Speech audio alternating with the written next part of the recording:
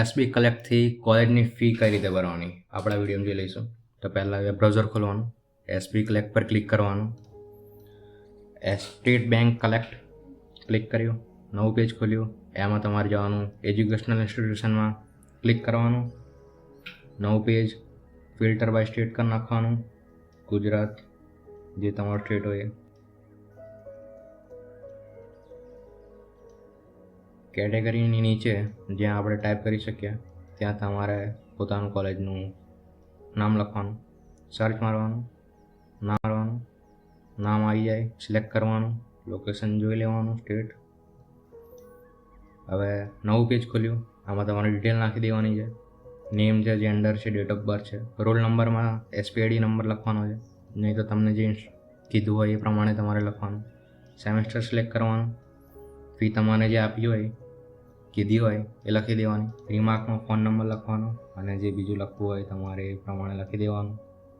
હવે નીચે જે ડિટેલ છે એ ડિટેલ તમારી ભરવાની. આ ડિટેલ તમને જો તમારી પ્રિન્ટ ના નીકળે કે તમારે રિસિપ્ટમાં કોઈ ભૂલ આવે, તમારી રિસિપ્ટ રહી ગઈ અને પાછી મેળવવી હોય તો આ જગ્યાએથી તમે મેળવી શકો છો. પછી વેરીફાઈ પેમેન્ટ ડિટેલ કરવાની. વેરીફાઈ કરીને ત્યારબાદ તમારે કમ્પ્લીટ પેમેન્ટ કરવા માટે આવવાનું. એમાં તમારે net banking, debit card, credit card અને બ્રાન્ચ એ ઓપ્શન છે, એમાં કોઈ પણ સિલેક્ટ કરી શકો છો. તમને જે યોગ્ય લાગે તે પ્રમાણે સિલેક્ટ કરો. મેં અહીંયા અધર બેંક લીધું છે ડેબિટ કાર્ડ માટે. ક્લિક કરીને નવું પેજ ખુલશે. નવા પેજ પર તમારે કાર્ડની ડિટેલ નાખી દેવાની. કાર્ડની ડિટેલ નાખશો એટલે તમે નવા પેજ પર આવશો. નવા પેજ પર તમારે ઓટીપી નાખવાનો આવશે. તમારા મોબાઈલમાં એક ઓટીપી આવશે. એ ઓટીપી તમારે 420 સેકન્ડની અંદર નાખવાનો રહેશે. આવો ઓટીપી તમે કન્ફર્મ કરશો એટલે તમે નવા પેજ પર આવી જશો.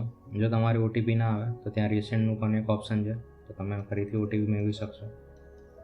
હવે કન્ફર્મ કર્યા બાદ તમને રિસિપ્ટ મળી જાય, પરંતુ કોઈ કેસ આવું થાય, એરર આવી જાય તો તમે એસબી કલેક્ટના હોમ પેજ પર ફરીથી જઈ શકો છો અને ત્યાંથી પ્રોસેસ કરી શકો છો. તેના માટે હવે જો ટ્રાન્ઝેક્શન હિસ્ટ્રી આવી, અહીંયા લખ્યું છે હોમની બાજુમાં ઉપર, તો ટ્રાન્ઝેક્શન હિસ્ટ્રી પર તમારે ક્લિક કરવાનું રહેશે. ટ્રાન્ઝેક્શન હિસ્ટ્રી પર તમે ક્લિક કરશો એટલે નવું પેજ ખુલશે. નવા પેજ પર તમારે બાય ઓટીપી સિલેક્ટ કરેલું રાખવાનું રહેશે અને રેફરન્સ નંબરની જગ્યાએ બાજુમાં આપેલ મોબાઈલ નંબર છે તેના પર ક્લિક કરવાનું રહેશે. મોબાઈલ નંબર પર ક્લિક કરશો એટલે તમને મોબાઈલ નંબર ત્યાં તમારે નાખવાનો અને તેના પર સેન્ડ ઓટીપી બાજુમાં બ્લુ અક્ષરથી લખેલું છે તેના પર સેન્ડ ઓટીપી પર ક્લિક કરવાનું એટલે તમારા પર એક ઓટીપી આવશે. આ ઓટીપી જે આવે તેને ત્યાં લખી દેવાનું અને સબમિટ કરી દેવાનું. તો આ પેજ પર તમારે તમારો રેફરન્સ નંબર તમને મળી જશે. તમે પેમેન્ટ કોને કર્યું છે તેની ડિટેલ મળી જશે, ટ્રાન્ઝેક્શનની ડેટ મળી જશે, પેમેન્ટ શાના દ્વારા કર્યું મળી જશે, અમાઉન્ટ મળી જશે, ટ્રાન્ઝેક્શનનું સ્ટેટસ મળી જશે. આ સ્ટેટસ જો તમારે સક્સેસફુલ હોય તો જ તમારી રિસિપ્ટ ડાઉનલોડ થઈ શકશે. જો ટ્રાન્ઝેક્શન સ્ટેટસ અનસક્સેસફુલ બતાવે, ફેલ બતાવે તો તમે રિસિપ્ટ ડાઉનલોડ નહીં કરી શકો. નહીં પૈસા જે છે એ ડેબિટ થઈ જાય છે, પૈસા કપાઈ જાય છે, પરંતુ રિસિપ્ટ જનરેટ થતી નથી. એ 2-3 કેસ એવા થયા છે. અને અમુક વાર જો ટ્રાન્ઝેક્શન સ્ટેટસ પણ અનસક્સેસફુલ બતાવે તો તમે એમાં રિસિપ્ટ ડાઉનલોડ ન કરી શકો અને તેની જગ્યાએ તમારે એસબી કલેક્ટમાં જીમેલ કરવા પડે અથવા હેલ્પલાઇન પર કોલ કરવો પડે તો તમને આગળ કોઈ ઉપાય મળી શકે. તેના માટે એક અલગ વિડીયો બનાવીશું.